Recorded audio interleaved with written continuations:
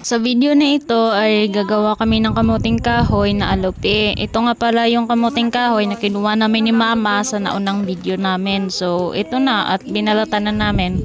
Gabi nga pala nung time na nagbabalat kami nito. So ayun, si Mama at si Shella ay manulo sila or mangilaw ng lamang dagat. So ayun yung mga forma nila, may mga takip sa ulo at may mga headlight at naka-jacket. Tapos si Mama hindi mawawala ang itak sa bewang niya. Balik tayo dito. Pagkatapos namin mabalatan ay hinugasan na namin at pagkatapos ay nag-umpisa na kami dyan sa pagkuskos ng kamuting kahoy. So kailangan wag masyado magbandali habang nagkukuskos, baka kasi yung kamay mo kuskus mo rin.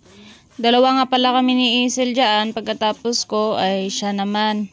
Pagkatapos namin makuskus lahat ay inilagay ko sa malinis na sako at pinatungan ng mabigat na bagay para yung katas niya patuloy lang sa pag-agos.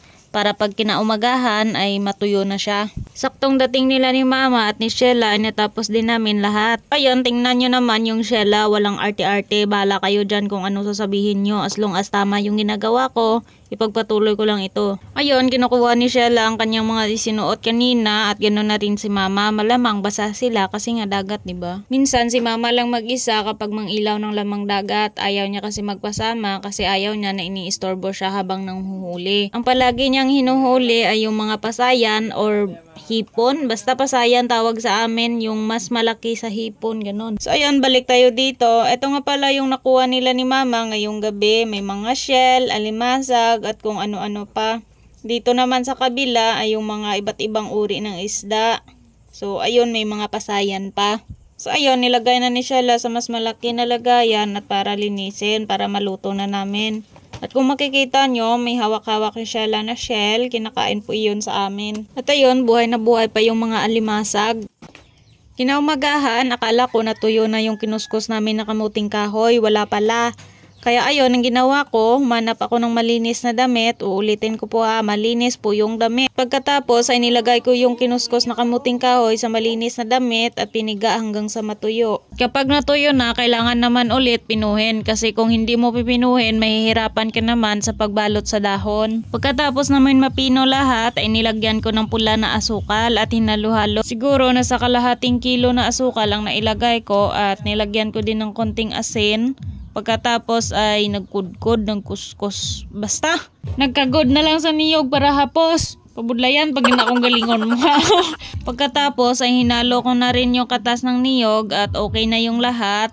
Nagpatuyo na rin kami dyan ng dahon ng saging. Tapos hahatiin ang mga natuyong dahon, punasan para naman malinis. Ganon. So ayun, nag-uumpisa na kami dyan sa pagbabalot at paanoorin nyo na lang po.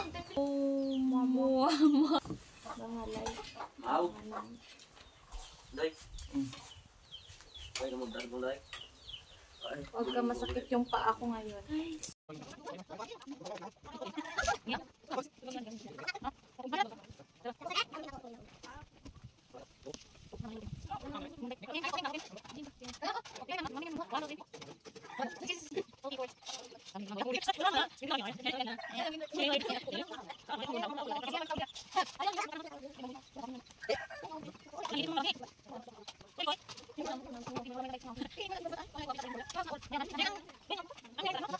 So ayun, binilisan ko na lang at para matapos na kaagad at ito na lahat yung nabalot namin. So mabilisan lang to at ayun ang transformation niya, naluto na kaagad. Tara, kain po. Damon? Baka nandito ka pa rin sa part ng video na ito, baka pwede naman po pa-share at paki-follow na rin po. Maraming salamat po sa suporta mo, Ma'am Sir. God bless po.